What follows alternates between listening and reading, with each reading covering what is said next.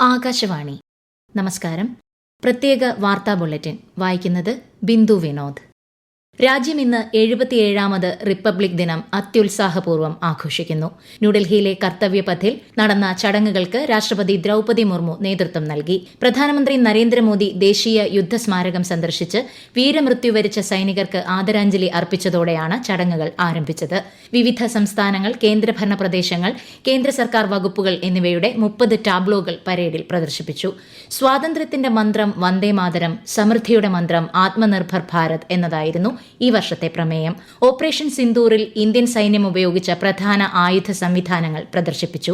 29 വ്യോമസേനാ വിമാനങ്ങളുടെ ഫ്ലൈ പാസ്റ്റോടെയാണ് പരിപാടി സമാപിച്ചത്. 2500 കലാകാരന്മാരുടെ സാംസ്കാരിക പ്രകടനങ്ങൾ ചടങ്ങിനെ വർണ്ണാഭമാക്കി. European Union Commission President Ursula von der Leyen, European Council President Antonio Costa എന്നിവർ റിപ്പബ്ലിക് ദിനത്തിൽ മുഖ്യാതിഥികളായി പങ്കെടുത്തു. നാളെ ഇരുവരും പ്രധാനമന്ത്രി നരേന്ദ്രമോദിയുമായി കൂടിക്കാഴ്ച നടത്തും. 2047ഓടെ ഇന്ത്യയെ വികസിത രാഷ്ട്രമാക്കി മാറ്റുന്നതിൽ വികസിത കേരളത്തിന് സുപ്രധാന പങ്ക് വഹിക്കാനാകുമെന്ന് ഗവർണർ രാജേന്ദ്ര വിശ്വനാഥ് ആർലേക്കർ. തിരുവനന്തപുരം സെൻട്രൽ സ്റ്റേഡിയത്തിൽ രാവിലെ നടന്ന റിപ്പബ്ലിക് ദിനാഘോഷത്തെ അഭിസംബോധന ചെയ്ത അദ്ദേഹം വിവിധ സേനാ വിഭാഗങ്ങളുടെ അഭിവാദ്യം സ്വീകരിച്ചു. പത്മ പുരസ്കാരങ്ങളിലൂടെ മലയാളികൾ ദേശീയ തലത്തിൽ ആദരിക്കപ്പെട്ടതിൽ അഭിമാനവും സന്തോഷവുമുണ്ടെന്ന് പറഞ്ഞ ഗവർണർ പത്മ പുരസ്കാര ജേതാക്കളെ അഭിനന്ദിച്ചു. മുഖ്യമന്ത്രി പിണറായി വിജയൻ, മന്ത്രിമാരായ വി ശിവൻകുട്ടി, GR അനിൽ തുടങ്ങിയവരും MLA-മാരും ഉന്നത ഉദ്യോഗസ്ഥരും ചടങ്ങിൽ പങ്കെടുത്തു. വനിതകൾ, പാർശ്വവൽക്കരിക്കപ്പെട്ടവർ, ന്യൂനപക്ഷങ്ങൾ ഉൾപ്പെടെ എല്ലാവരും ജനാധിപത്യത്തിന്റെ അവിഭാജ്യ ഘടകങ്ങളാണെന്ന് മന്ത്രി P. പ്രസാദ് ആലപ്പുഴയിൽ നടന്ന റിപ്പബ്ലിക് ദിനാഘോഷത്തിൽ പറഞ്ഞു. ഇന്ത്യയുടെ ഭരണഘടന ഉറപ്പു നൽകുന്ന ഫെഡറലിസം സംരക്ഷിക്കുക എല്ലാവരുടെയും ഉത്തരവാദിത്തമാണെന്ന് പത്തനംതിട്ടയിലെ റിപ്പബ്ലിക് ദിന പരിപാടിയിൽ മന്ത്രി വീണ ജോർജ് വ്യക്തമാക്കി. ഭരണഘടനയെ സംരക്ഷിക്കുന്നതാണ് ദേശസ്നേഹത്തിന്റെ ഏറ്റവും ഉദാത്ത രൂപമെന്ന് മലപ്പുറത്ത് ദേശീയ പതാക നിവർത്തി അഭിവാദ്യം സ്വീകരിച്ച ശേഷം മന്ത്രി V. അബ്ദുറഹിമാൻ പറഞ്ഞു.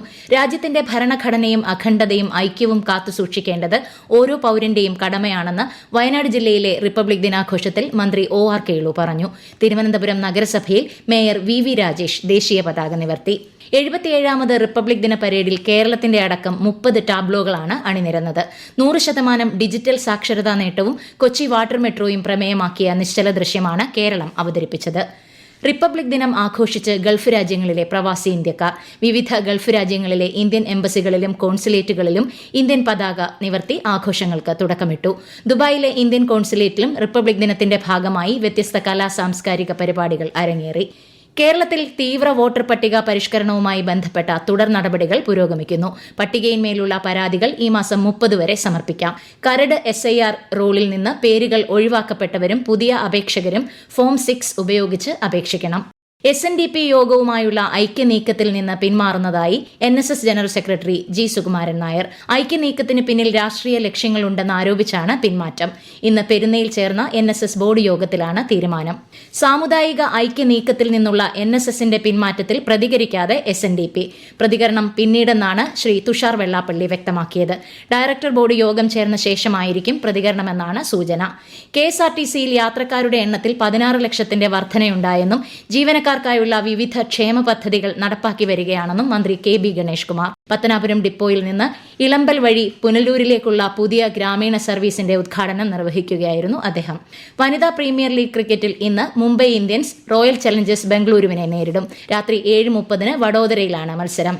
പയ്യന്നൂരിലെ CPMന്റെ പാർട്ടി ഫണ്ട് സമാഹരണത്തിലും ധനവിനിയോഗത്തിലും ക്രമക്കേടുണ്ടെന്ന് ആരോപിച്ച് രംഗത്തെത്തിയ കണ്ണൂർ CPM ജില്ലാ കമ്മിറ്റി അംഗം V. കുഞ്ഞികൃഷ്ണന്റെ വെള്ളൂരിലെ വീടിന് മുൻപിൽ CPM പ്രകടനം. പോലീസ് സ്ഥലത്തെത്തി സ്ഥിതിഗതികൾ നിയന്ത്രിച്ചു. പ്രകടനം നടന്ന സമയത്ത് ശ്രീ കുഞ്ഞികൃഷ്ണൻ വീട്ടിലുണ്ടായിരുന്നില്ല.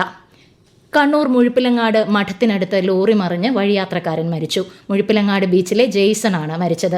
45 വയസ്സായിരുന്നു. ഇന്ന് പുലർച്ചെയായിരുന്നു അപകടം. ദേശീയപാതയിൽ നിന്ന് സർവീസ് റോഡിലേക്ക് കയറുന്നതിനിടെയാണ് ലോറി അപകടത്തിൽപ്പെട്ടത്.